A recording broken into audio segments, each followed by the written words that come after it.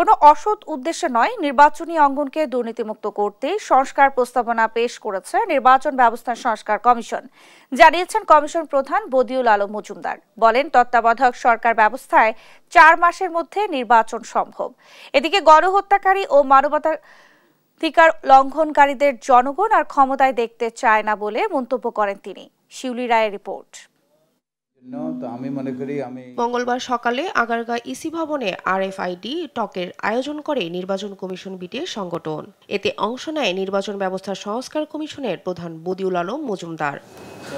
অনুষ্ঠানে নির্বাচন ব্যবস্থা সংস্কারের দেওয়া প্রস্তাব ও তার বাস্তবায়নে সরকার ও নির্বাচন কমিশনের করণীয় নিয়ে সাংবাদিকদের সঙ্গে মুক্ত আলোচনা করেন তিনি বলেন, কোনো অসৎ উদ্দেশ্য নয়, নির্বাচনী অঙ্গনকে দুর্নীতিমুক্ত করতে নির্বাচন ব্যবস্থায় সংস্কারের প্রস্তাব করা হয়েছে। নির্বাচন ব্যবস্থাটা ভেঙে পড়েছে, আমাদের ব্যাপক কারচুপি, জালিয়াতি এবং অনেক রকম অসঙ্গতি, রাজনৈতিক দুর্বৃত্তায়ন আমাদের একটা বিরাট সমস্যা। আমরা আমাদের নির্বাচনী অঙ্গনকে দুর্বৃত্তমুক্ত পরিচ্ছন্ন করার চেষ্টা করেছি। তত্ত্বাবধায়ক সরকার ব্যবস্থায় 4 মাসের মধ্যেই নির্বাচন সম্ভব বলেও মন্তব্য করেন বদিউল আলম মজুমদার। আমরা এবারের কথা বলছি না, আমরা তো বলছি ভবিষ্যতের কথা।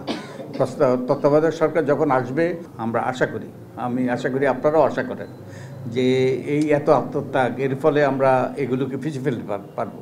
ভবিষ্যতে আমাদের নির্বাচনী ব্যবস্থাটা শক্ত ভিত্তির উপর দাঁড়াবে এবং আমাদের গণতান্ত্রিক ব্যবস্থাটাও কার্যকর করার পথ সুগম হবে। তো সেই অবস্থায় 4 মাসের মধ্যে নির্বাচন হয়তো সম্ভব হবে। অতীতের পুনরাবৃত্তি আর কেউ চায় না। এছাড়া কোনো রাজনৈতিক দল নির্বাচনে অংশ নেবে কি নিবে না সেই সিদ্ধান্ত নির্বাচন কমিশনের বলেও জানান বদিউল আলম মজুমদার। একটা সুষ্ঠু নিরপেক্ষ নির্বাচন, একটা পরিচ্ছন্ন নির্বাচন, যাতে মানুষ ভোট দিতে পারে, যাতে অতীতের পুনরাবৃত্তি না ঘটে। নির্বাচন কমিশনের সেই সিদ্ধান্ত নেবে। এই সিদ্ধান্ত নেওয়ার এবং এই তথ্য এইসব আমার নাই এবং এটা আমার এখতিয়ারের বাইরে। জুলাই আগস্টের গণহত্যা, গুম সহ গুরুতর মানবাধিকার লঙ্ঘন করেছে। তারা আবার দেশ শাসন করুক, তা অধিকাংশ মানুষ চায় না বলেও মন্তব্য করেন নির্বাচন ব্যবস্থা সংস্কার কমিশনের প্রধান বদিউল আলম মজুমদার। এই সময় নির্বাচনী অঙ্গনকে দুর্বৃত্তায়ন মুক্তের অঙ্গীকার করেন তিনি।